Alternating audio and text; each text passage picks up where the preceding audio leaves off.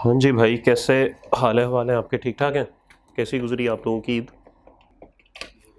Boring? कुछ पढ़ा वढ़ा या बस ईदें ही इकट्ठी की हैं? ईद ही नहीं मिली इसलिए बोरिंग है। ये भी सही है। चलो ठीक है, कोई बात नहीं। अब आपकी एज कौन सी ईदी देने वाली है? अब तो आपकी एज ईदी देने वाली है। चलो जी, आ जाइए। चैप्टर 16 हम कर रहे थे गालिबन। आ जाइए चैप्टर 16 के ऊपर।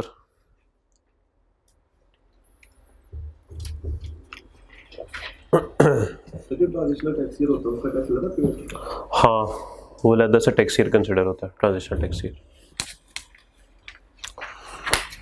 जी, सेक्शन 174 हो गया था, फिर हमने ये रूल्स पढ़ लिए थे सारे, और गालिबन हमने सेक्शन 177 तक सारा कंप्लीट कर लिया था, ऐसे ही है। और स्पेशल ऑडिट पैनल से हमने बात करनी है। थोड़ी सी ज़रा चीज़ें रिकॉल कर लेते हैं। बात आपके साथ हुई थी कि जी 6 साल तक हमने अपने रिकॉर्ड्स वगैरह रखने होते हैं। रिकॉर्ड्स क्या क्या रखने होते हैं, ये सारी बातें जो है इस टेबल के अंदर लिखी हुई हैं। इसका मैंने एक फ़्लो चार्ट भी आपको बना के दिया था कि जो शख्स जिस तरह की इनकम कमा रहा है उस हिसाब से उसने रिकॉर्ड रखने हैं। रिकॉर्ड कहाँ पे रखने चाहिए? बिज़नेस अगर आप कमा रहे हैं, इनकम फ्रॉम बिज़नेस कमा रहे हैं, तो जिस जगह पे आप मेन बिज़नेस एक्टिविटीज़ हैं वहाँ पे रखेंगे। और अगर आपकी एक से ज़्यादा बिज़नेस एक्टिविटीज़ हैं और हर जगह के अकाउंट्स अलग हैं, तो जहाँ जहाँ बिज़नेस एक्टिविटीज़ हो रही हैं वहाँ वहाँ रख रहे हैं। अगर आप बिज़नेस के अलावा किसी दूसरे सोर्स से इनकम कमा रहे हैं, तो उसके लिए हमने पढ़ा था कि आपके घर में होने चाहिए सारे के सारे रिकॉर्ड्स, और आपने अपनी इनकम टैक्स रिटर्न में ये क्लियरली बताना है कि आप अपने रिकॉर्ड्स कहाँ पर रख रहे हैं। फिर हमने ऑडिट का सेक्शन पढ़ा था, सेक्शन 177। इसके बारे में मैंने आपको ये बताया था कि जब आप अपनी रिटर्न पहली दफ़ा जमा कराते हैं, तो उसके बाद जब रिटर्न जैसी जमा होती है तो कमिश्नर उस वक्त एज्यूम करता है कि सब कुछ अच्छा है, लेकिन कुछ अरसे बाद हो सकता है किसी मुखबरी की बिना पे या वैसे कोई उसको लगे कि यार इस बंदे ने कुछ गड़बड़ की हुई है, वो आपको ऑडिट का नोटिस भेज सकता है। वो कह सकता है जी हमने आपके जो है तमाम मामला चेक करने। ऑडिट करने के बाद वो आपको एक शो कॉज नोटिस देगा और उसमें बताएगा कि भाईजान मैंने जब आपको ऑडिट किया तो उसमें ये मसले मसाइल निकले हैं, अब आप इन बातों का जवाब दें कि बताइए आपने ऐसा क्यों किया। अगर आपने उसकी बातों का जवाब दे दिया, जवाब ना दिया या तसल्ली बख्श जवाब ना दिया, जवाब तो दे दिया लेकिन तसल्ली बख्श ना हुआ, दोनों सूरतों में वो आपके खिलाफ फैसला कर देगा कि नहीं सर आप गलत कह रहे हैं, मैं आपके बारे में अपनी राय बदलता हूँ। ठीक है, और इसका एक वर्ड भी यहाँ पर आया था, अमेंडमेंट ऑफ असेसमेंट का। तो ये सारी बातें जो है वो ऑडिट के सेक्शन में लिखी हुई हैं। तो बेस्ट जजमेंट असेसमेंट भी हमने पढ़ी थी यहाँ पर, कि अगर आपने कमिश्नर को सिरे से रिकॉर्ड ही ना दिया किसी भी तरह का, तो फिर उसके बाद कोई ऑप्शन बाकी नहीं होती सिवाय इसके कि वो बेहतरीन राय जो आपके बारे में बना सकता है वो खुद से ही बना ले।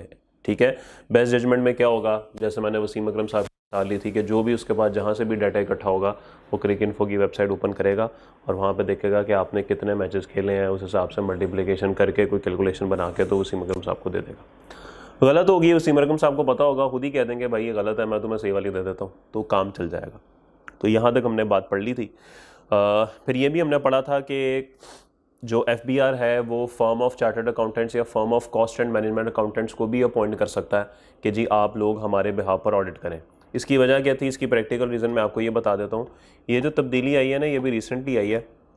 इसमें बेसिकली ना, चूँकि FBR का स्टाफ जो है ना वो एक लिमिटेड सा होता है, चंद एक लोग ही होते हैं वहाँ पे, कोई इतने ज़्यादा लोग तो नहीं होते, जबकि आपको पता है टैक्स पेयर्स तो बेशुमार होते हैं।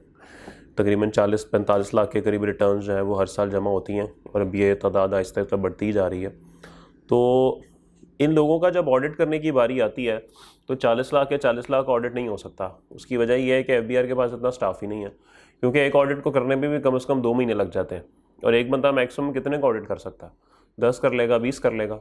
स्टाफ इनके पास कोई 2000 होगा, 5000 होगा, 10,000 होगा, चलेगा। 10,000 का भी स्टाफ पूरे पाकिस्तान में इनके पास मौजूद है, या चले आप 1 लाख की भी बात कर लें, तो सर बात देखें कहाँ की कहाँ चली जाएगी। 1 लाख बबल तो 1 लाख है ही नहीं, लेकिन मैं फिर भी एज्यूम करता हूँ कि 1 लाख है, और 1 लाख जो है वो कितने 2 ऑडिट कर लेगा, 3 ऑडिट कर लेगा, 4 ऑडिट कर लेगा, क्योंकि हर साल का डाटा होता है, पिछले 5 साल तक का डाटा आप कर सकते हैं, तो बहुत ज़्यादा ना हो जाती हैं चीज़ें। फिर इसके अंदर इनकम टैक्स के साथ साथ सेल्स टैक्स भी होता है, FIDI भी होती है, वो भी तमाम एक्ट होते हैं जो कि देखने होते हैं। विद होल्डिंग भी एक चीज़ होती है, वो भी देखना होता है। तो वो बड़ा मुश्किल हो जाता है कि ये 40-50 लाख लोगों का ऑडिट जो है वो ये तमाम लोग कर सकें। तो उसके लिए फिर एक सजेशन आई थी कि जी ये चूँकि फर्म ऑफ चार्टर्ड अकाउंटेंट्स होती हैं, इन लोगों को चूँकि ऑडिट करना आता भी है, इनका पेशा ही ये होता है, तो क्यों ना आप इनको अपॉइंट कर लें। तो फिर इनको अपॉइंट किया जाता है और इनके थ्रू ऑडिट करवाया जाता है। अच्छा, इनकी अपॉइंटमेंट आपके कोर्स में कहीं पे भी नहीं है, मैं वैसे आपको थोड़ा बहुत जेनेरिक बता देता हूँ। और फॉर्म ऑफ चार्टर्ड अकाउंटेंट ऐसा नहीं है कि जी अवेलेबल है जी, जब भी एफबीआर के पास कोई ऑडिट इस तरह का ज़रूरत पड़ेगी तो वो फ़ोन करेंगे इन लोगों को या व्हाट्सएप करेंगे कि कर देंगे ऑडिट, ऐसा नहीं होता। चार्टर्ड अकाउंटेंट्स अपने आप को खुद को ऑफर करती हैं कि सर हम अवेलेबल हैं, आपको जब हमारी ज़रूरत हो आप हमें कह दीजिएगा। मतलब आपने पूछना नहीं, बताना है आपने हमें। तो फिर जब भी ये पैनल पे 8-10 फॉर्म मिसाल के तौर पे अगर होंगी तो एफबीआर को जब भी ऑडिट की ज़रूरत पड़ेगी वो उनके साथ रब्ता करके उनको कहेंगे सर ये ऑडिट है, ये आप करके हमें रिजल्ट्स दे दें, तो रिजल्ट्स दे देंगे। आगे एक्शन लेना ना लेना एफबीआर का काम है। तो इस तरीके से ये चीज़ें होती हैं। स्पेशल ऑडिट पैनल, ऑडिट करने के लिए एक स्पेशल ऑडिट पैनल भी बनाया जा सकता है। The board may appoint as many special audit panels as may be necessary. Board के पास से इख्तियार है कि वो जितने मर्जी ऑडिट पैनल चाहे बना ले, कंप्राइजिंग 2 और मोर मेंबर्स फ्रॉम द फॉलोइंग, लेकिन इसमें कम से कम 2 या 2 से ज़्यादा लोग लाजमी इस पैनल के अंदर होने चाहिए। ये पैनल क्या करेगा? जारी बात है ऑडिट करेगा। कौन कौन लोग हो सकते हैं इसके अंदर? एन ऑफिसर और ऑफिसर्स ऑफ इनलैंड रेवेन्यू। अच्छा, इनलैंड रेवेन्यू ना एफबीआर के अंदर ना एक समझ ले छोटा सा डिपार्टमेंट बना हुआ है, ठीक है। इनलैंड रेवेन्यू का मतलब ये होता है वो लोग जो रेवेन्यू इकट्ठा करते हैं। एफबीआर के अंदर जो डिपार्टमेंट रेवेन्यू इकट्ठा करता है ना उसको इनलैंड रेवेन्यू बेसिकली बोलते हैं। तो नॉर्मली यहाँ पे आपको ना ये वर्ड नजर आएगा, commissioner inland revenue, officer inland revenue. तो वो कमिश्नर जिसका काम रेवेन्यू इकट्ठा करना है। तमाम कमिश्नर्स का काम रेवेन्यू इकट्ठा करना नहीं होता। चैप्टर 15 में आप पढ़ेंगे कि कुछ कमिश्नर ऐसे भी होते हैं जो कि सिर्फ अपीलें सुनते हैं। अपीलें सुनने वाले का काम रेवेन्यू इकट्ठा करना नहीं होता। ओके, तो ये आप समझ लें कि एफबीआर के अंदर भी डिपार्टमेंट्स कुछ बने हुए हैं और उसमें से एक डिपार्टमेंट है इनलैंड रेवेन्यू। समीर, आज नाश्ते में क्या है ऊपर? आज कैंटीन क्लोज है, तो हम क्यों ओपन है? अच्छा सॉरी, दुखती रग, कोई बात नहीं दोस्त, ऐसे ही होता है, छुट्टी पे भी मेहनत करनी पड़ती है। हम तो ईद पे भी पढ़ लिया करते थे जब हमारे दौर थे। अब तो आप लोगों के दौर हैं, बल्कि आप लोगों के ज़माने हैं माशाल्लाह, तो करना पड़ता है, ये कोई मसले वाली बात नहीं। परेशान ना हुआ करें, मेहनत से ना घबराया करें। अच्छा बुरा टाइम गुजर जाता है, लेकिन जो क्वालिफिकेशन कॉमा AC के साथ लगता है ना, दैट इज़ परमानेंट। तो struggles are temporary, class is permanent, ये कहना चाहिए। कल मैच हार गए यार हम। समीर क्या करते हो यार, तुमने मैच हरा दिया कल, कैच छुड़वा दिया तुमने। ओके, तो पैनल के अंदर कौन कौन होगा जी? एन ऑफिसर और ऑफिसर्स ऑफ इनलैंड रेवेन्यू। तो एफबीआर के अंदर जो एक इदारा होगा इनलैंड रेवेन्यू का, उसके जो भी ऑफिसर्स होंगे वो हो सकते हैं। A firm of chartered accountants, panel के अंदर चार्टर्ड अकाउंटेंट फर्म हो सकती है। इंशाल्लाह आप लोग क्वालिफाई करेंगे, आप लोग अपने नाम की फर्म बनाएंगे तो वो फर्म आप ऑफर कर सकते हैं कि जी हम ऑडिट करेंगे, आपकी फर्म पैनल पे हो सकती है। A firm of cost and management accountants, ये भी मैंने आपको बता दिया था। जैसे आप लोगों की सर्टिफिकेशन है CA, एक सर्टिफिकेशन है CMA, cost and management accountant. तो ये पाकिस्तान में है इदारा एक ICM में, वो ये करवाते हैं। तो अगर आपने वहाँ से सर्टिफिकेशन लिया, आप उनके मेंबर हैं, तो उनकी भी फर्म एक होती है। ऑब्वियसली उनके अपने कुछ रूल्स हैं, उनकी अपनी जुरिस्डिक्शन है, वो अपना एरिया देख सकते हैं, हम अपना एरिया देख सकते हैं। तो अगर आपकी वो वाली फर्म है तो ठीक है, आप वो भी कर सकते हैं, वो भी पैनल पे हो सकते हैं। और any other person including a foreign expert और specialist as directed by the board, या कोई भी इसके अलावा शख्स जिसमें बाहर के मुल्क का कोई एक्सपर्ट माहिर शामिल है। अच्छा, पहले मैं पॉइंट E पढ़ लूं, फिर मैं आपको फर्क बताता हूं, फिर आपको बात समझ आ जाएगी। E के अंदर लिखा हुआ है tax audit expert deployed under an audit assistance programme of an international tax organisation और a tax authority outside Pakistan. Okay, E के अंदर वो बात कर रहा है tax audit expert deployed under an audit assistance programme, किसी भी ऑडिट असिस्टेंस प्रोग्राम के तहत वो डिप्लॉय का मतलब होता है उन्होंने रखवाया है यहाँ पर of an international tax organisation, कोई बाहर के मुल्क की टैक्स ऑर्गेनाइजेशन होगी, या फिर टैक्स अथॉरिटी आउटसाइड पाकिस्तान, या कोई भी पाकिस्तान के बाहर टैक्स अथॉरिटी होगी। ओके, D और E पढ़ते हैं। देखें मिसाल के तौर पे दिस इज पाकिस्तान,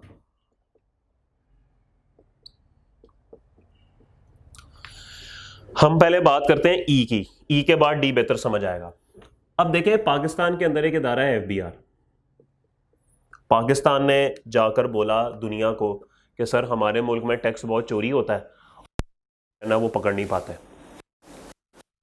बात करेंगे, ये दो ही ऑप्शन है। जिस तरीके से हो सकता है कि एक ऑर्गेनाइजेशन बनी हो इनकम टैक्स ऑर्गेनाइजेशन, आपको पता है ना कि हर मुल्क का अगर कोई एक इदारा हो ना तो उन्होंने अपना एक कंबाइंड इदारा भी एक बनाया होता है। जैसे ये दुनिया ने एक सलामत सिक्योरिटी काउंसिल बनाया हुआ ना, वो नेशनल काउंसिल न्यूयॉर्क में, उसके इजलास हो रहे होते हैं, वहाँ पे स्पीचेस वगैरह चल रही होती हैं।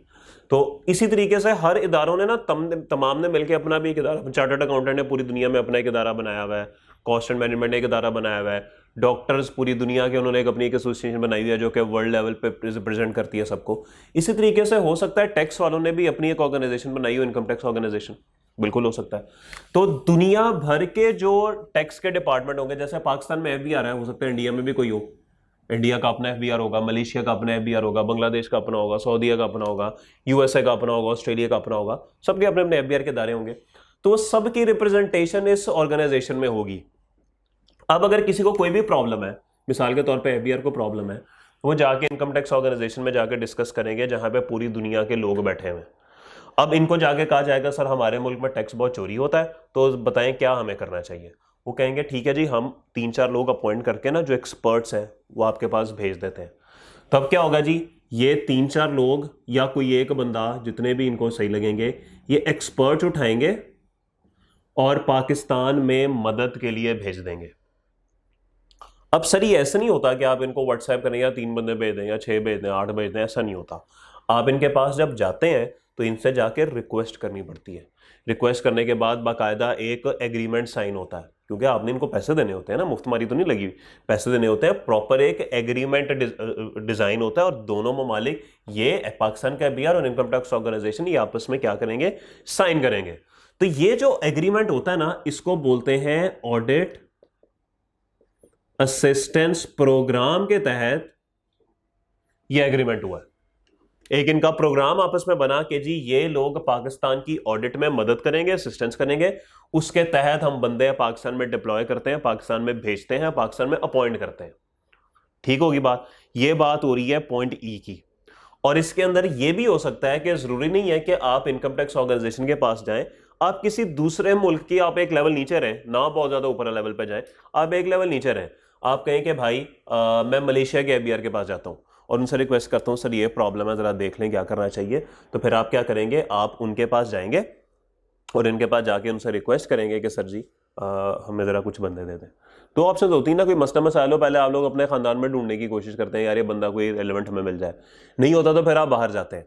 तो सिंपल वही बात है, हो सकता है कि आप पहले मलेशिया के FBI को पूछ लें, सिंगापुर के FBI को पूछ लें, श्रीलंका के FBI को पूछ लें, अंदर अंदर पहले देख लेते हैं, शायद कोई बंदा मिल जाए, नहीं मिलेगा तो फिर बड़े लेवल पे चले जाएंगे, फिर बाहर जाके देख लेंगे।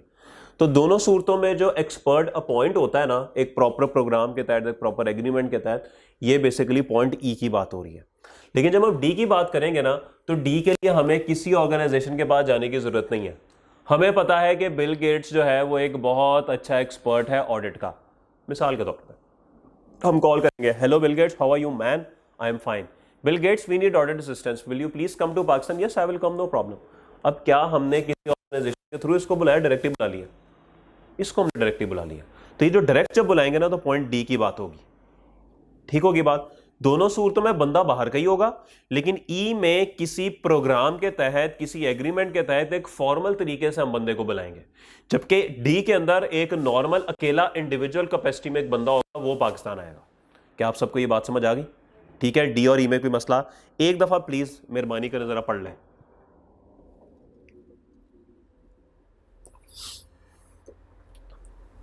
हामी समीर, वनडे मैच कब है? 19 को है पहला। ओके, 5 वनडे है। अच्छा सॉरी, 27 को है, सॉरी 27 तो कल है, परसों है, आज 25 है।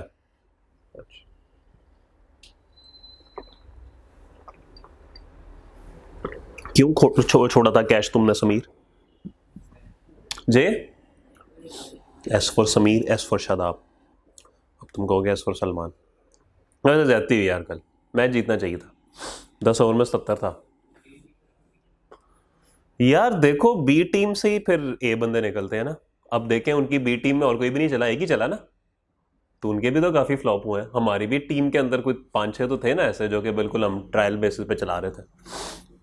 चले कोई नहीं यार, हार जीत होती रहती है, इसमें क्या प्रॉब्लम है, कोई बात नहीं, इसी चला दे बस मेरा भाई, थोड़ा सा तेज कर दे यार। जी पढ़ लिया आप लोगों ने? कोई सवाल आप लोगों का इसके अंदर, कोई confusion? Okay.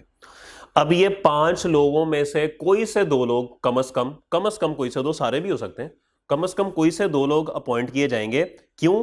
To conduct an audit, audit करने के लिए, including a forensic audit. Sir ये फोरेंसिक ऑडिट क्या होता है? ये ऑडिट की ना एक टाइप है।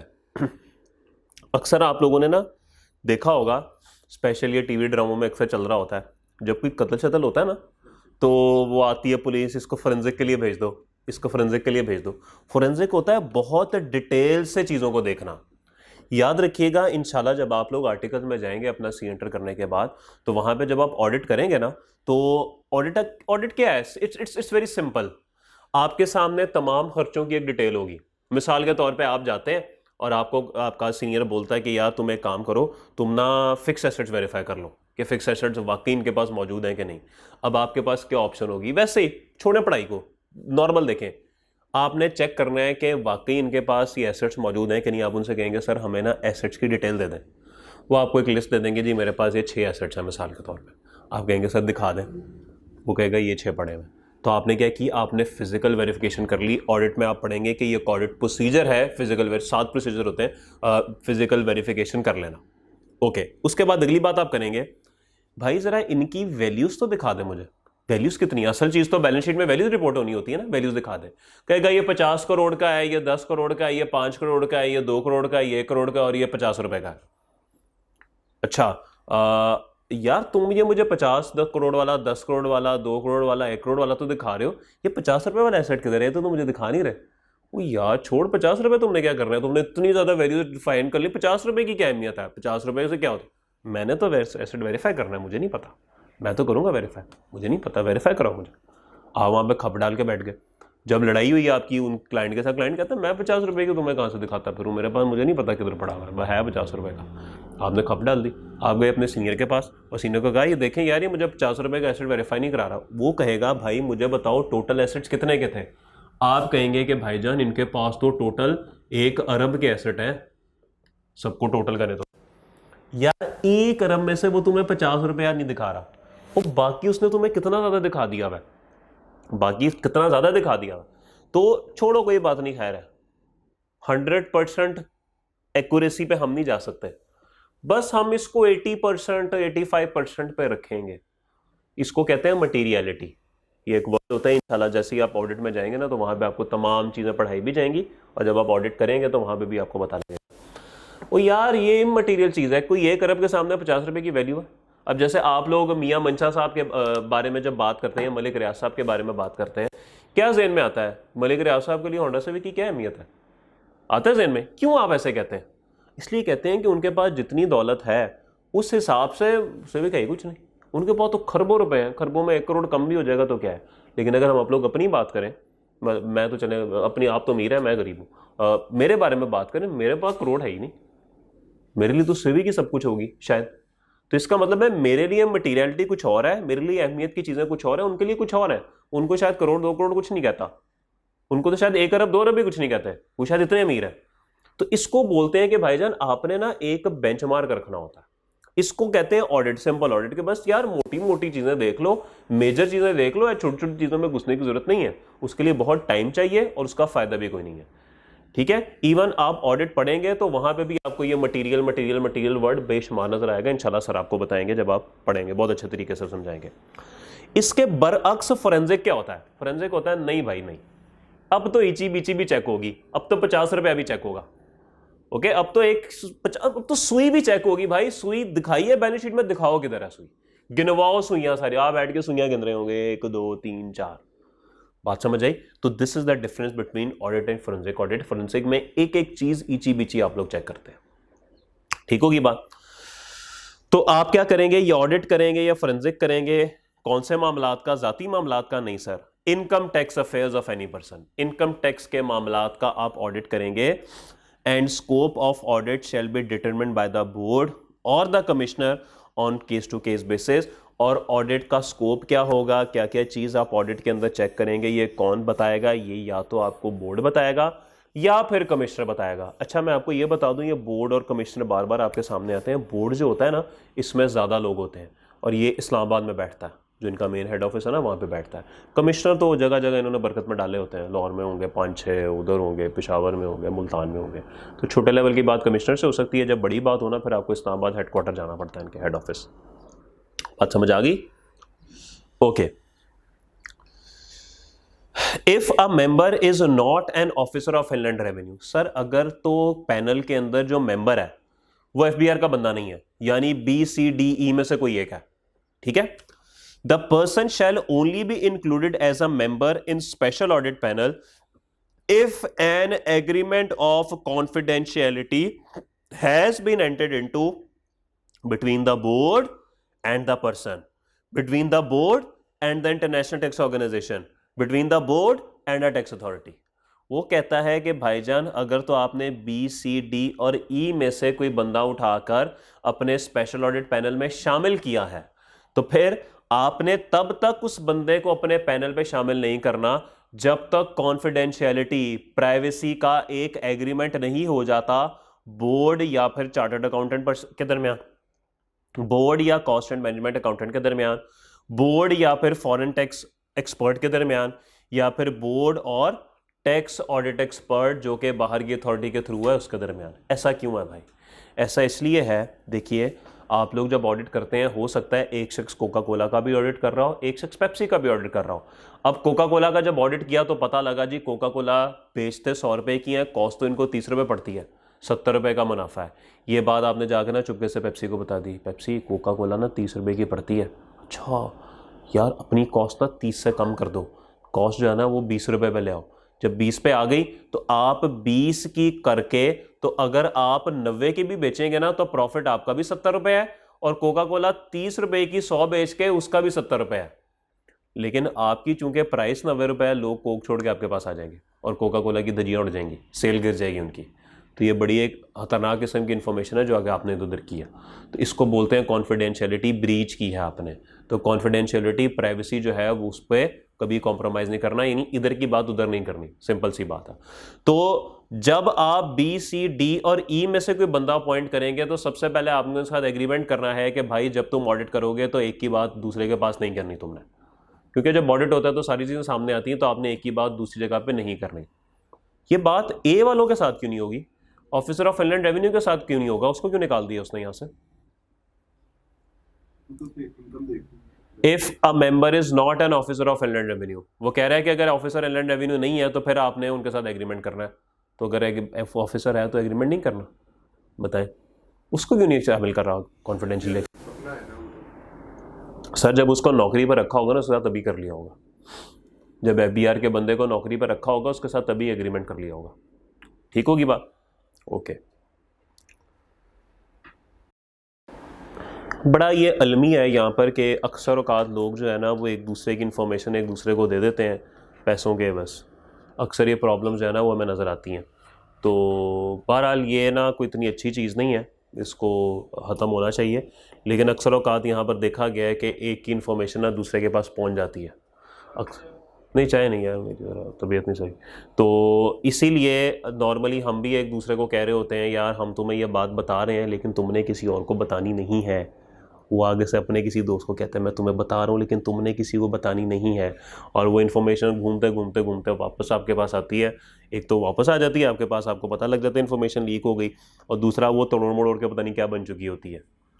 ठीक है, इसके बारे में एक वो एक्सपेरिमेंट भी है ना, सोशल एक्सपेरिमेंट, कि एक लाइन लगाई गई 100 लोगों की और आखिरी वाले बंदे को ना एक बात बताई गई और कहा गया अपने अगले वाले बंदे के ना कान में ये बात बता दो। तो उसने कोई जब बात बताई तो जब वो 100 बंदों से होते हुए पहले बंदे तक पहुंची तो बात ही बदल चुकी थी, बात ही कुछ और हो चुकी थी। तो बहरहाल इसीलिए कॉन्फिडेंशियलिटी ब्रीच कभी भी नहीं करनी। आप लोग जब ऑडिट करेंगे तो आपको पता है ये डिविडेंड, शेयर प्राइस वगैरह इन बातों, आप लोग ना हो सकता है लिस्टेड कंपनीज को ऑडिट करें। लिस्टेड कंपनी आपको पता है ना, अब तो आपको बल्कि पढ़ा दिया हुआ पब्लिक कंपनी जो स्टॉक एक्सचेंज पर ट्रेड हो रही होती है। अच्छा, उनके जो शेयर्स होते हैं ना, अब ये पूरा साइकिल क्या होता है, ये बड़ी मजे की बात है, आपको समझाता हूँ। साइकिल कुछ इस तरीके से होता है कि आप लोग ऑडिट करते हैं, 30 जून में साल खत्म होता है, ऑडिट करते हैं। ऑडिट करने के बाद आपका ऑडिट तकरीबन 1-2 महीने चलता है, तकरीबन कोई सितंबर एंड पे जाके आपका ऑडिट कंप्लीट होता है, आपकी फाइनेंशियल स्टेटमेंट्स फाइनल होती हैं, उसके अंदर एक प्रॉफिट या लॉस जो कुछ भी होता है वो डिसाइड होता है। उसके बाद जब आप ऑडिट फाइनल कर लेते हैं, अपनी ऑडिट रिपोर्ट उनको दे देते हैं, साइन स्टैम्प करके प्रॉपर करके लें सर, उसके 21 दिन बाद ना कंपनी ने ना एक मीटिंग करनी होती है, एनुअल जनरल मीटिंग उसको बोलते हैं, कॉर्पोरेट लॉ में आप लोग इंशाल्लाह पढ़ेंगे। उसके अंदर वो अकाउंट्स प्रेजेंट होते हैं, उसको देखा जाता है सेल कितनी हुई, खर्चे कितने हुए, प्रॉफिट या लॉस कितना हुआ, और उसको देखते हुए ये डिसाइड होता है कि जी डिविडेंड कितना होगा। जैसे ही वो मीटिंग फाइनल होती है और उस मीटिंग में जो भी कार्रवाई होती है वो स्टॉक एक्सचेंज पे आपने देनी होती है, वो जैसे ही लोगों को बताई जाती है ना, और उसमें कहा जाता है कि जी चूंकि कंपनी का प्रॉफिट इतना था तो कंपनी सोच रही है कि इतने % डिविडेंड लोगों को दे दे, लोग भागते हैं उसका शेयर खरीदने के लिए कि डिविडेंड मिलेगा, शेयर खरीदो। तो जाहिर बात है जब किसी चीज़ की डिमांड बढ़ेगी कीमत तो शांत के ऊपर जाएगी, ऐसे ही है। अब होता क्या है, आप लोग कर रहे होते हैं ऑडिट, आप लोगों के सामने से तो सारा कुछ गुजर रहा होता है ना, पार्टनर कहते हैं यार ये प्रॉफिट की फिगर फाइनल है, ओके करो, साइन करो इसके ऊपर। तो जब साइन हो जाते हैं ना, अब आपको तो मीटिंग से बहुत पहले इन बातों का पता है, आप जाके ना अपने दोस्त को कहते हैं शौकत इस कंपनी के शेयर उठा ले, बहुत प्रॉफिट है, इन्होंने डिविडेंड अनाउंस करना है, अंदर की बात मुझे पता लग गई। शौकत उसके 50 करोड़ शेयर उठा लेता, और जब मीटिंग होती है डिविडेंड अनाउंस होता है, शौकत कहता है देख भाई को पहले से पता था, और भाई ने प्रॉफिट कमा लिया। अब ये ना इतनी अच्छी बात नहीं है, आपने कॉन्फिडेंशियलिटी ब्रीच की है, ये आपसे तमाम चीज़ें जो है ना उस वक्त करवाई जाएंगी, अंडरटेकिंग्स ली जाएंगी ऑडिट से पहले, ठीक होगी बात। और बल्कि इस पर तो पूरा एक कानून भी है इनसाइड इन्फॉर्मेशन से मुतल्लिक, ये भी आप लोग इंशाल्लाह ये तो हर फाइनल्स में पढ़ेंगे जाके, लेकिन इसके मुतल्लिक पूरा एक कानून है, बड़ी हैवी किस्म की सजाएं हैं अगर आप पकड़े गए इन तमाम चीज़ों को करते हुए, ठीक है। तो जेल से डरते तो नहीं आप लोग, गिरफ्तारियाँ तो सर सियासतदान का शेवा है सर, ठीक है। तो आपको गिरफ्तार होने से अगर डर नहीं लगता तो ठीक है, करें फिर आपकी मर्जी, लेकिन ये गलत बात है, इस पर बड़ी सख्त किस्म की सजाएं हैं इसके ऊपर, ठीक होगी बात। ओके ओके जी, अब ये पैनल बन गया। Special audit panel shall be headed by a chairman who shall be an officer of inland revenue. Sir इस पैनल की जो सरबराही करेगा ना वो चेयरमैन करेगा, और चेयरमैन कौन होगा, वो FBR का ही बंदा होगा, वो बाकी चारों में से नहीं हो सकता, और राइटली सो, क्योंकि मेन बंदा तो वही है। Parts to entry into premises, sir ji office में दाखिले की जो ताकतें हैं, या पावर टू ऑब्टेन इंफॉर्मेशन, या अगर आपने कोई भी उस बंदे से जिसका ऑडिट चल रहा है उससे कोई भी आपने मालूमात लेनी है, उसकी जो अथॉरिटी है, for conducting an audit shall be exercise by an officer of inland revenue. Sir chartered accountant नहीं कह सकता भाई मैं तेरा ऑडिट करूँ तो दरवाजा खोलता दरवाजा तोड़ के अंदर आऊँ, ऐसा नहीं होता, ये नहीं कर सकता। दरवाजा तोड़ने की अथॉरिटी सिर्फ FBR के पास है, वही प्रीमिसेस के अंदर दाखिल हो सकता है या वही इंफॉर्मेशन इकट्ठी कर सकता है। अगर बाकी चारों में से किसी को इंफॉर्मेशन चाहिए तो वो जाके FBR वाले बंदे को कहेंगे सर ये इंफॉर्मेशन चाहिए, लेके दें। ओके, पॉइंट 14 पढ़ें, ये बात तो मुझे लग रहा है पहले कहीं पढ़ी हुई है हमने, जरा पढ़ें देखें ये पढ़ी हुई है बात क्या नहीं।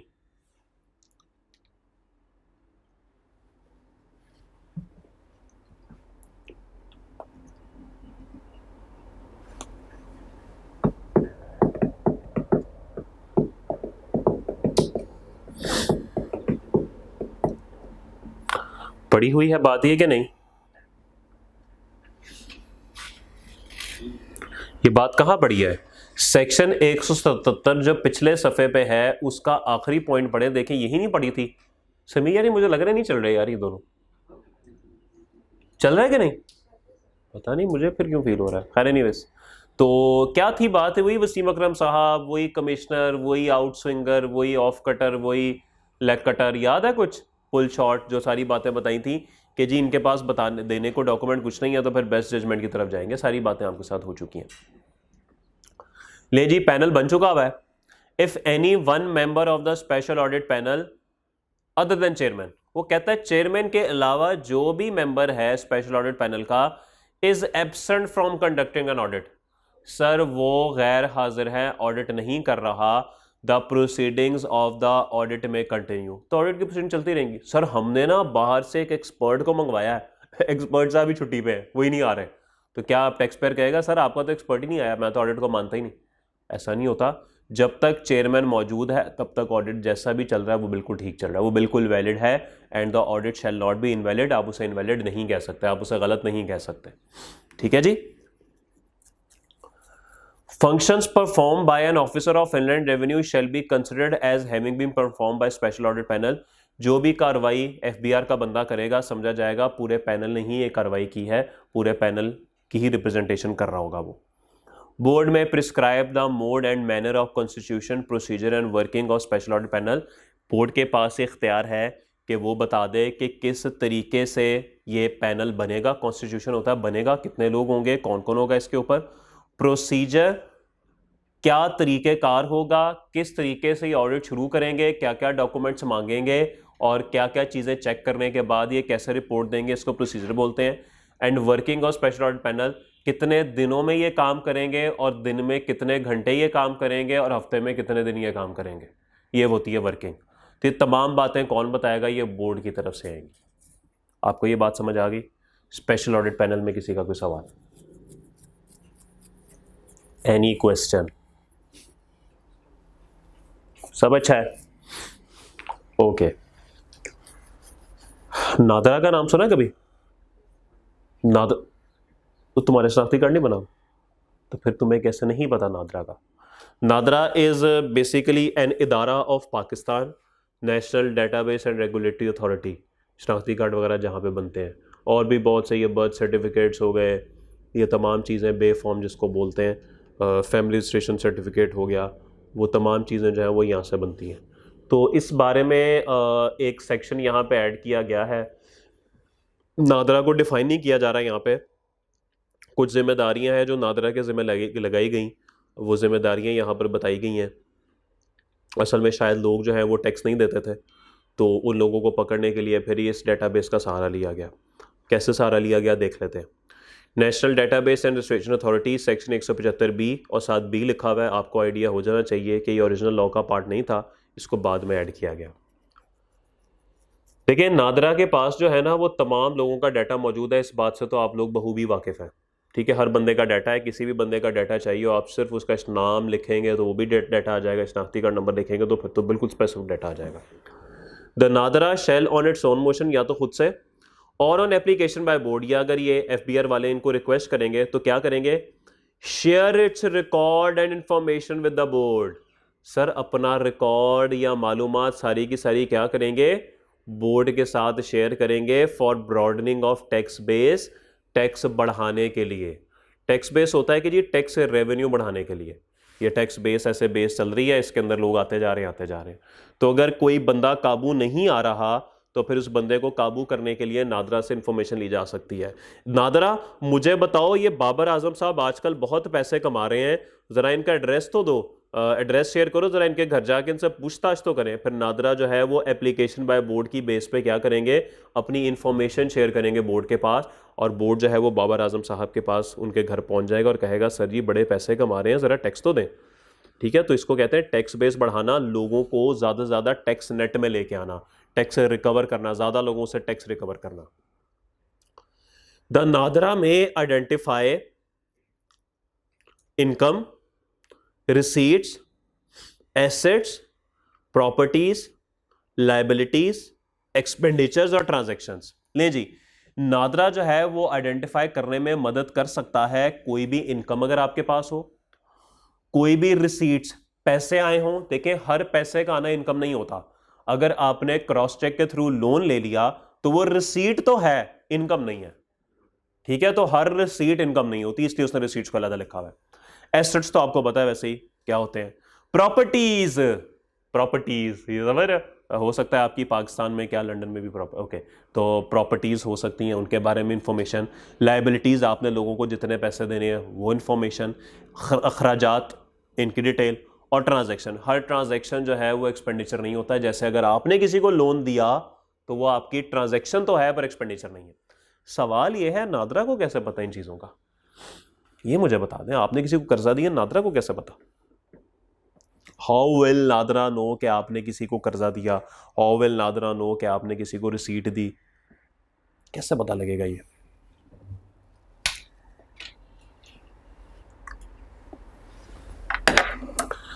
बोले दोस्त चुप लग गई आपको, ईद गुजार के आए, बोर हो रहे हैं, छुट्टी वाले दिन भी आपको बुला लिया गया।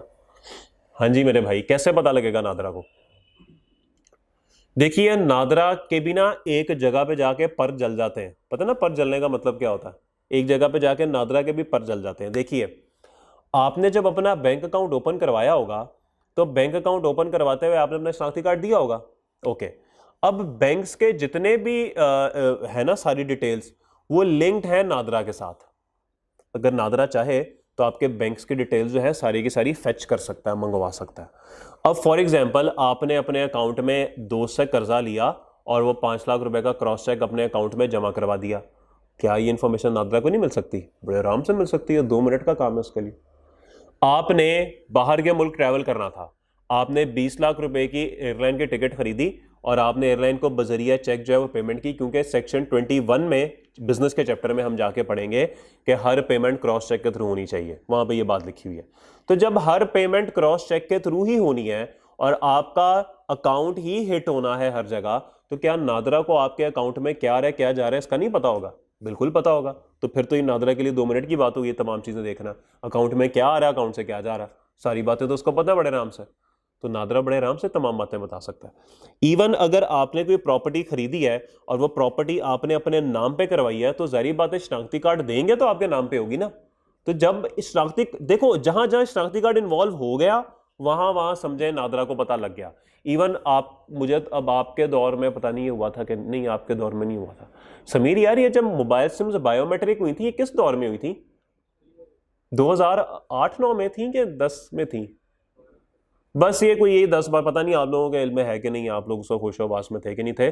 तो मुझे अच्छे तरीके से याद है कि पूरा पाकिस्तान ये मोबिलिंक वारित की फ्रेंचाइजों में रश लगा पड़ा था कि जी बायोमेट्रिक कराएं, जिन्होंने सिमें निकलवाई बायोमेट्रिक कराएं। क्यों था वो ऐसे? वो सारी सिमें रिवाइज कर रहे थे कि वो आपके शनाख्ती कार्ड पे ही हों और बायोमेट्रिक के थ्रू वेरीफाई हो रहा था कि सारा रिकॉर्ड नादरा में बुक हो रहा है, क्योंकि उस वक्त सुसाइड बॉम्ब्स और बड़ा वो प्रॉब्लम इस तरह की टेररिज्म बहुत ज़्यादा चल रहा था, उसको कंट्रोल करने के लिए नादरा का सहारा लिया गया था। तो बड़ी हेल्प की थी नादरा ने इसमें।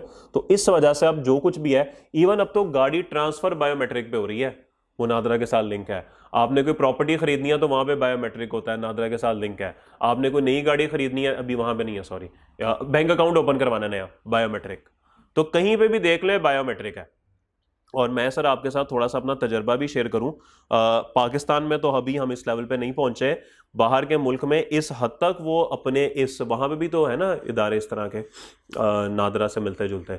तो बाहर के ममालिक में जो नादरा बैठे हुए इदारे, वो इस हद तक अपग्रेडेड और इस हद तक उन्होंने उनको यूटिलाइज किया हुआ है कि जब आप वहाँ पे एयरपोर्ट पे एंटर होते हैं तो वहाँ पे जब आप उनको बताते हैं, बेसिकली पूरा ना एक मैकेनिज्म होता है प्लेन में, जब आप किसी दूसरे मुल्क में ट्रैवल करते हैं तो आपको एक कार्ड दिया जाता है प्लेन के अंदर ही लैंडिंग से थोड़ी देर पहले कि आप इस मुल्क में कितनी देर के लिए आ रहे हैं और कहाँ पे आप रुकेंगे।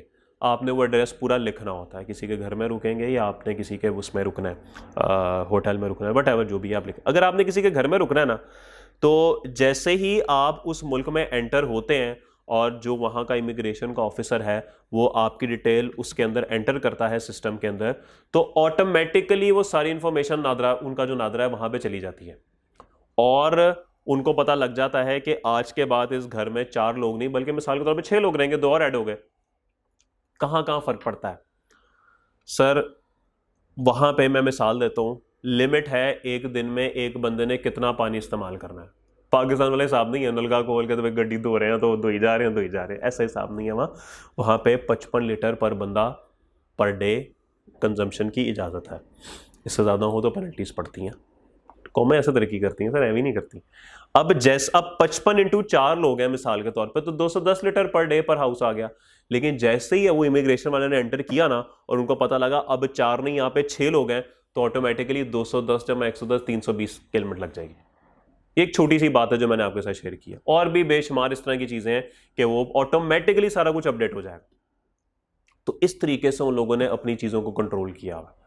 हम अभी थोड़ा सा इस मामले में पीछे हैं, लेकिन फिर भी हम आहिस्ता आहिस्ता उस तरफ बढ़ रहे हैं। इंशाल्लाह एक दिन आएगा हम भी वहां तक पहुंच ही जाएंगे। अब वो 100 साल लगते हैं, 500 साल लगते हैं, ये आपकी किस्मत है। ठीक होगी बात। तो बहरहाल इस हद तक उन्होंने इस इदारे का फ़ायदा उठाया और FBI भी अब इस इदारे का फ़ायदा उठा रहा है और इससे काफ़ी लोगों की इन्फॉर्मेशन जो है वो ले रहा है। तो भाईजान ये income, receipt, assets, properties, liability, expenditure, transactions that have escaped assessment. Escaped assessment क्या होता है? मतलब असेसमेंट होता है जी पकड़ना, चेक करना। ओके, एस्केप्ड असेसमेंट चेक होने से भाग गई, यानी आप ये इनकम्स एफडीआर वाले टैक्स करने से पकड़ नहीं पाए, टैक्स होने से एस्केप हो गई, बच गई, टैक्स नहीं लगा इनके ऊपर। बात समझ आ गई? ओके। और been under assessed, under assessed का क्या मतलब होता है? सर ये तो 5 करोड़ की इनकम थी, हमें तो इसने सिर्फ 5 लाख बताया था, कम टैक्स लग गया, अंडर असेस हो गई, हालांकि इसको 5 करोड़ पे टैक्स होना चाहिए था, इसको बोलते हैं कम असेस होना। Been assessed at lower rate, ओहो इस पे तो 25% टैक्स लगना चाहिए था, मैंने क्यों 5% लगाया हुआ है? ओके। और जैसे फॉर एग्जांपल उसने रिटर्न में कह दिया था कि भाई ये तो डिविडेंड है, ये तो भाई डिविडेंड के पैसे थे, 15% टैक्स, बाद में पता लगा डिविडेंड के पैसे कोई नहीं थे, ये तो सैलरी के पैसे थे, इस पे तो 35% लगना चाहिए था, इसने झूठ बोला था आपके साथ। ठीक है, सैलरी पे आपको पता ना, करोड़ रुपया सैलरी हो तो 35% वाली स्लैब लगती है, उसने कहा मैं भी 35 डिविडेंड कह देता हूँ, 15% देना पड़ेगा टैक्स, इनकम भी असेस हो जाएगी और जायज़ भी, वाइट मनी भी हो जाएगा। लेकिन वो भूल गया था कि आपके नादरा के पास सारा रिकॉर्ड मौजूद है, क्योंकि कोई देखे ना देखे, नादरा तो देखेगा, देखेगी, देखेगा, नादरा देखेगा, देखेगी, जो मर्जी कर लें, 12 जो भी है अथॉरिटी होती है वैसे, नादरा देखेगी। ओके मेरे भाई, चलें जी। और been subjected to excessive relief और फंड, या किसी इनकम पे आपको बहुत ज्यादा रिलीफ दे दिया गया, हाँ भाई ये पेमेंट किधर गई? सर ये 20 लाख आपके भाई ने सर चैरिटी की थी सर इदारे को, अच्छा अच्छा ओके, टैक्स क्रेडिट, हाँ टैक्स क्रेडिट दे दो। बाद में जब नादरा से पता लगा, ओ सर कौन सी चैरिटी, ये तो एमिरेट्स एयरलाइन को इसने पैसे दिए थे 20 लाख रुपए के, और ये तो वर्ल्ड टूर पे गया हुआ था, चैरिटी कहाँ की चैरिटी? तो बहुत सी आपको टैक्स क्रेडिट या रिलीफ दे दिया गया। और हैव बीन मिस डिक्लेयर्ड और miss classified under a particular head of income, ये मिसाल मैंने आपको वही दे दी थी, सैलरी क्या है, डिविडेंड दिया, ताकि टैक्स 35 के बजाय 15% लगे, तो इसको बोलते हैं कि भाईजान गलत डिक्लेयर कर दिया गया या गलत मिस क्लासिफाई कर दिया गया। ओके मेरे भाई, ओके समीर, समझ आ रही है सारी बात की? समीर मैच परसों है, ओके। जिंदगी में मैच की खुशियां रह गई हैं, बाकी खुशियां तो आहिस्ता आहिस्ता खत्म ही हो गई हैं, अल्लाह खैर ही करे, क्यों दोस्त? ओके बस अब अगला, इसके बाद कौन सी सीरीज है न्यूजीलैंड के बाद? एशिया कप, वो तो होना ही नहीं, कहाँ होना है, वो आ ही नहीं रहे पाकिस्तान। हाँ तो फिर वर्ल्ड कप किधर होगा? बांग्लादेश में? वो नहीं मानते, वो भी दोहा में होगा, बांग्लादेश और श्रीलंका में होगा। वैसे क्या है यार, क्या बन गए हम लोग, एक दूसरे के मुल्क में नहीं जाना जी। खैर बहरहाल, नहीं जाना तो ठीक है, नहीं जाना। आप में से कभी कोई गया इंडिया, देखा है इंडिया, बॉर्डर पे नहीं खड़े हुए कभी देखा इंडिया? हाँ तो गए ना, देखा? ऐसा भी होता है मुल्क देखा है पर गए नहीं, तो आप लोगों ने इंडिया तो देखा हुआ है ना? कहाँ से देखा हुआ है, कौन से बॉर्डर गए हुए हैं? वाघा बॉर्डर आपने देखा हुआ है? समीर, हाँ तू दिल्ली क्या करने गया था? कब गया था दिल्ली? कितना पुराना, फरौन के दौर में गया था? 2012 में, होशो हवास में गया था ना फिर? प्लेन पे या ट्रेन पे, गाड़ी पे? यार लेवल हो, तू तूने पूरा इंडिया देखा हुआ है। हाँ तो हफ्ते में वो यार सड़क पे गया था तो रास्ते में जो जो कुछ आया देखा ही ना फिर? क्यों, वो पाकिस्तानी लग रहा था? अपना हिसाब था? नहीं तो सड़क बाय रोड गए हो ना आप, तो बाय रोड जो नजर आता होगा वो नहीं देखा? हाँ तो बस उसी की बात कर रहा हूँ, और क्या देखना यार। अच्छा तो कैसा लगा इंडिया? वो बेहतर है कि हम बेहतर हैं, एक जैसे ही है? अच्छा हम बेहतर है, नहीं ये बात बिल्कुल दुरुस्त है, ये बात बिल्कुल दुरुस्त है। ये अक्सर ये असल में ना इन लोगों ने ना दूसरा मुल्क शायद देखा नहीं है, इसलिए पाकिस्तान को निकालते हैं गालियाँ, ये बड़ा फैक्ट है। मैं भी जब जब तक मैंने दूसरा मुल्क नहीं देखा था ना, मेरे पास कंपैरिजन नहीं था, मैं भी ये सोचता था यार क्या मुल्क है यार, ये यहाँ पे ये भी नहीं है, लेकिन जब आप दूसरे ममालिक देखते हैं ना, आपको वाकई एहसास होता है आपका मुल्क कभी भी बहुत बेहतर है, यकीन माने बहुत बेहतर है। श्रीलंका मुझे देखने का इत्तेफाक हुआ, वो तो एक बाजार है पूरा, समझे, एक बाजार नहीं होते, इचरा बाजार हो गया जैसे, तंग वाला बाजार जिस तरह इसको कहते हैं, रश लगा हुआ है और वो हाल है उन लोगों का, वो वैसा ही है मुल्क। कुछ अच्छी जगह भी है वहाँ पे, लेकिन वो बाजार ऐसा है। मलेशिया देखने का इत्तेफाक हुआ, मलेशिया भी इट्स बेटर, अच्छा है, हमारे तरह का मुल्क है। इकोनॉमी को 2 मिनट छोड़ दें, ममालिक, मैं सिर्फ इंफ्रास्ट्रक्चर की बात कर रहा हूँ, लोगों की बात कर रहा हूँ, उस हिसाब से ठीक है, अच्छा मुल्क है वो भी, मलेशिया भी सही है, खाना पीना फारग है वहाँ का। फिर थाईलैंड देखने का इत्तेफाक हुआ, टर्की देखने का इत्तेफाक हुआ। अच्छे मुल्क हैं, साफ़ सुथरे मुल्क हैं। जहाँ तक लोगों की बात है, लोग सब जगह ही एक जैसे हैं, ठीक है। वो सारे कुछ फ्रॉडिये भी बीच में निकल आते हैं, कुछ नेक भी निकल आते हैं, सब मिला जुला रुझान है। तो मुश्किलात वहाँ पर भी हैं। ऐसा नहीं है कि जी वहाँ पे आप जाएंगे तो आपकी ज़िंदगी 2 मिनट में संवर जाएगी, ऐसा कुछ नहीं है वहाँ पे। यहाँ पर आप फिर भी बहुत, अब जैसे मैंने आपको बताया एक दिन में 55 लीटर, ये एक मैंने आपको छोटी सी बात बताई है, ये ऑस्ट्रेलिया में ऐसा है भाई। वहाँ पे जब मैं गया तो ऐसे था वहाँ पे। तो अब बंदा जो है वो पानी भी सोच सोच के इस्तेमाल करता है यार, अभी क्या बंदे ने दांत साफ करने या बंदे ने मुंह धोना, वुजू करना, वुजू करते हुए भी बस ये होता था कि जल्दी से धो के ना जब पाँव आपने ऊपर रखना है नलका बंद कर दो पानी ना ज़ाया हो जाए। और वहां पे जो नहाने वाले शावर्स है ना, उन पर 2 मिनट्स का टाइमर लगा होता है, वो 2 मिनट ही बंद हो जाते हैं। तो इस तरह की चीजें हैं। अब आप लोग यहाँ पे सर्दियों का दिन, गीजर चले हुए हैं, आप बैठे हैं नीचे 1 घंटा 2-2 घंटे, सर ये मौजें आपको यहीं पे मिलेंगी। तो इसीलिए ना मुल्क की कदर किया करें। आपका मुल्क माशाल्लाह बहुत से बहुत अच्छा है माशाल्लाह। खैर जब जाएंगे कंपैरिजन होगा, वो देखें, कंपैरिजन तो उसने भी आपको दे दिया। आगे चलें जी, ले जी। The board may use information communicated to it by NADRA and forward such information to an income tax authority. तो बोर्ड क्या करेगा, ये जो इंफॉर्मेशन है नादरा से जो मिलेगी वो इस्तेमाल करेगा और इस इंफॉर्मेशन को रेलिवेंट इनकम टैक्स अथॉरिटी को फॉरवर्ड कर देगा। क्योंकि अगर लाहौर के कमिश्नर को कोई चीज चाहिए, वो नादरा के बाद डायरेक्ट नहीं जा सकता, वो पहले बाद में रिक्वेस्ट करेगा, बोर्ड लेकर दो, वो फिर बोर्ड से इंफॉर्मेशन लेकर तो कमिश्नर को रेलेवेंट अथॉरिटी को फॉरवर्ड करेगा। ओके। द नादरा में compute indicative income and tax liability of anyone using artificial intelligence, mathematical और स्टैटिस्टिकल मॉडलिंग और एनी अदर मॉडर्न डिवाइस और कैलकुलेशन मेथड। ले जी, नादरा जो है थोड़ी सी हेल्प कर सकता है कि थोड़ी सी आर्टिफिशियल इंटेलिजेंस के थ्रू, थोड़े से स्टैट्स आप लोगों ने पढ़ा ही हुआ है, मैथमेटिक या स्टैटिस्टिक्स की चीज़ों के थ्रू या किसी भी कैलकुलेशन के तहत वो हेल्प कर सकता है इनकम और टैक्स लाइबिलिटी निकालने में। ठीक है सर, ये बैंक में इसके इतने पैसे आए हैं तो मैं चलें कह देता हूँ कि सारी की सारी इनकम है, तो इस हिसाब से अगर देखा जाए तो सर इतना टैक्स रेट लगता है, मेरे हिसाब से तो सर ये इनकम बनती है, अब आप खुद देख लें। वो इतना बता सकता है। अब वो जो पैसा आया था वो वाकई इनकम थी या हो सकता है किसी से कर्जा लिया था क्रॉस चेक के थ्रू, क्रॉस चेक के थ्रू कर्जा लेंगे तो इनकम तो नहीं होगी सर, ये अब आपने पता करना है, मैंने आपको अपने तरीके से बता दी। तो नादरा सिर्फ हेल्प कर सकता है, नादरा कंफर्म नहीं कर सकता। ले जी, द इंडिकेटिव इनकम, जो इनकम और tax liability computed by NADRA, NADRA ने अपने तरीके से कंप्यूट कर दी, shall be notified by the board to the relevant person. वो रेलिवेंट पर्सन जो है उसको, और रेलिवेंट पर्सन कमिश्नर नहीं है, ये वो बंदा है जिसका ऑडिट खुला हुआ है या जिसके बारे में डाटा इकट्ठा किया जा रहा है, वसीम अकरम साहब। वसीम अकरम साहब को नोटिफाई किया जाएगा, हाँ भी वसीम अकरम साहब, बैंक में 6 अरब रुपया आया है, बताइए टैक्स देना है इसके ऊपर। नादरा कहता है 6 अरब आपकी इनकम है, इस पर 2 अरब रुपया टैक्स बनता है, देना है कि नहीं। Wasim Akram, the person shall have the option to pay the determine amount. उसके बाद ऑप्शन है, ठीक है मैं 2 अरब पे करने को तैयार हूं, on such terms conditions installments discount reprieve, ये भी डिस्काउंट ही होता है, relating to penalty and default surcharge. तो भाईजान वसीम अकरम साहब के पास ऑप्शन है कि वो ये अमाउंट दे दे। हाँ वो कह सकता है कि सर जी ये कुछ मेरी शराइत हैं, इंस्टॉलमेंट्स किस्तें करा लें, सर थोड़ा सा डिस्काउंट दे दे, किस तरह करके वो फिर बात करेगा FBR के साथ कि सर देखिए 2 अरब बहुत ज़्यादा है, थोड़ी सी नेगोशिएट कर लें मेरे साथ, इसको कम ज़्यादा कर लें। The time limits will be prescribed bye the board, कितने अरसे में पे करना है ये बोर्ड बताएगा।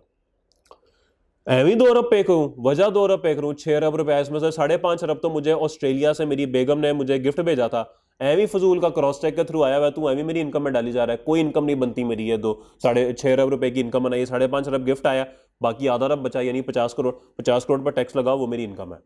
In case the person does not pay such liability within the prescribed limit, the board shall take action upon the basis of tax liability computable। तो board जो है वो क्या करेगा, वो उसके खिलाफ एक्शन करेगा। If the person pays such liability, such payment shall be considered to be an amended assessment order। ये सेक्शन 122 120 हमने सारे भी पढ़ने हैं, तो वहाँ पे ये तमाम बातें बहुत डिटेल से होंगी। तो अगर आपने टैक्स पे कर दिया तो फिर ये क्या समझा जाएगा, ये एक अमेंडेड असेसमेंट ऑर्डर समझा जाएगा। ये अमेंडेड असेसमेंट ऑर्डर मैंने थोड़ा सा आपको बता दिया हुआ है, लेकिन इसके बारे में डिटेल बात जो है इंशाल्लाह वो चैप्टर 15 में होगी। ठीक होगी बात। ले जी, नादरा भी ख़त्म हुआ और ये अगले सफ़े पे इसकी एक समरी बनी हुई है, इसको आप एक नज़र देख लें और फिर हमारे पास थोड़ा सा वक्त है, हम इसके माजी के पर्चा जात की तरफ जाते हैं। फ्लो चार्ट एक दफ़ा देख लें।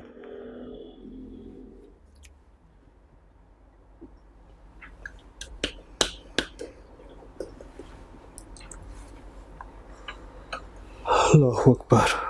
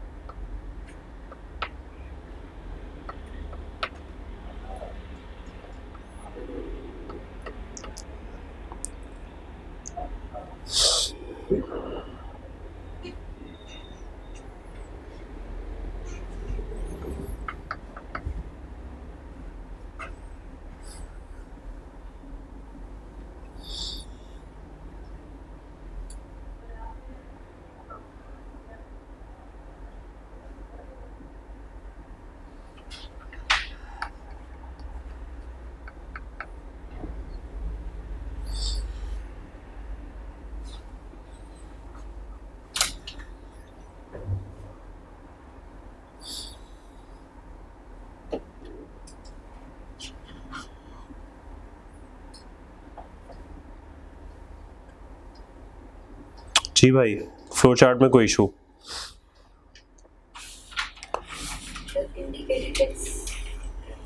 इंडिकेटिव जो देखने से लग रहा हो, बस मोटा मोटा, उनको पता थोड़ी होगा कि ये टैक्स है। और नॉर्मली ये किस तरह से करते हैं, मैं आपको बता देता हूँ। ये बस देखते हैं बैंक में इतना पैसा आया, सारी इनकम है, और इस पर टैक्स लगा देते हैं। इंडिकेटिव देखने में लग रहा है पैसा आ रहा है तो इनकम है, हालांकि ऐसा नहीं होता।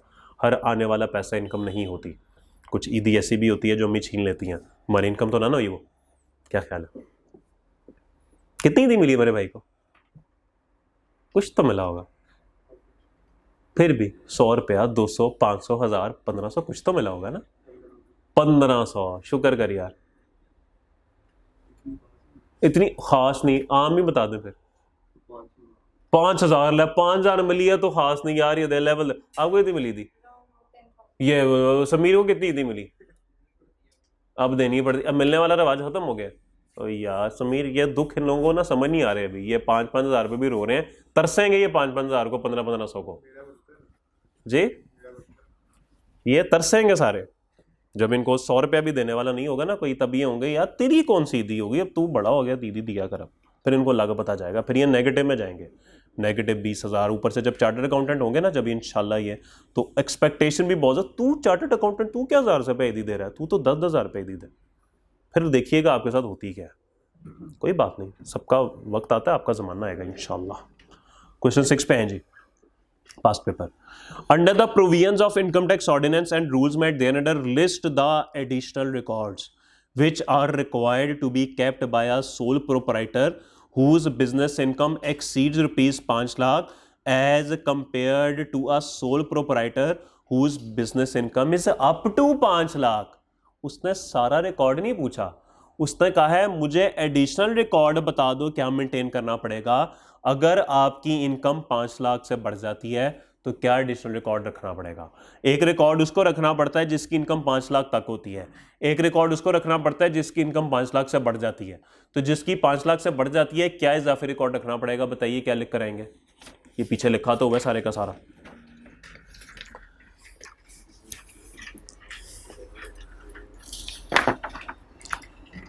ये देखें 1 पे लिखा हुआ है अप टू, और 2 पे पेज 367 की बात कर रहा हूं, और 2 पे लिखा हुआ है exceeding.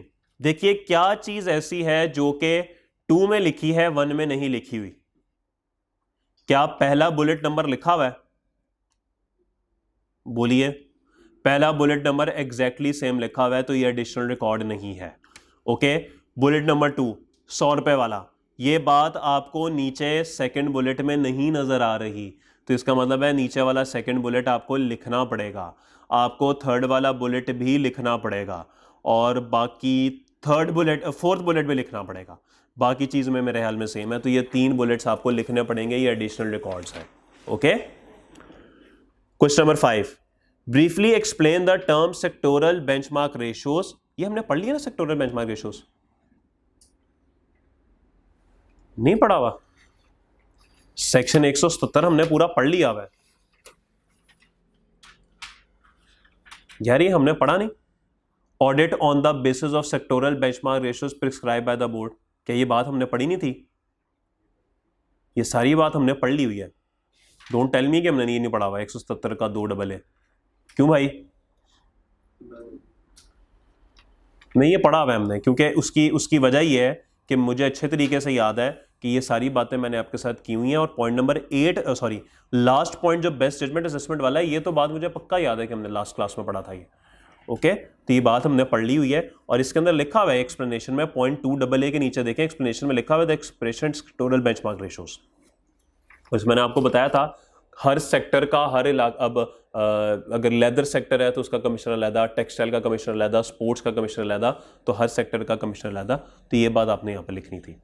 Also explain the circumstances in which a commissioner shall determine taxable income on the basis. तो ये सारी बात आप लिख कर आएंगे। Question number 4।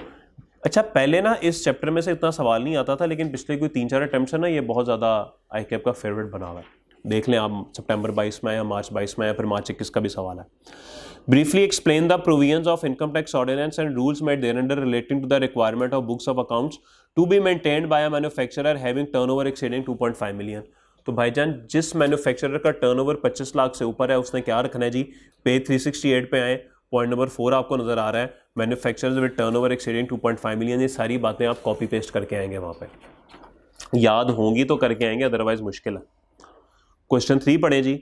Briefly explain the following requirements of books of accounts to be maintained by a tax payer who have business income up to ₹5 lakh. तो 5 लाख तक जिसकी है वो आपको पता है, आप अभी देखा है।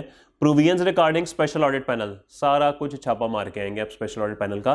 9 नंबर का सवाल है, इस चैप्टर को इजी नहीं लेना आपने, ठीक होगी बात? Okay. Under the question number 2, under the provisions of income tax rules list the records to be kept by a tax payer in respect of his income from salary, property, capital gain. तो जो शख्स salary कमा रहा है, property कमा रहा है या कैपिटल गेन कमा रहा है, तो बता दें उसने अपने पास कौन कौन सा रिकॉर्ड जो है वो मेंटेन रखना है। ठीक है जी। Ayub Industries Limited has been selected for the audit of its income tax affairs. The management is of the opinion that since their tax affairs, बल्कि इसको छोड़ दें, बड़ा पुराना सवाल है और ये इसके बाद लॉ भी बहुत दफ़ा चेंज हो गया हुआ है, तो ठीक है, नो प्रॉब्लम। वैसे इसका जवाब बनता तो है, इसका जवाब बनता है, सवाल पढ़ लें। The management is of the opinion that since their tax affairs were audited last year also they should not have been selected for audit this year.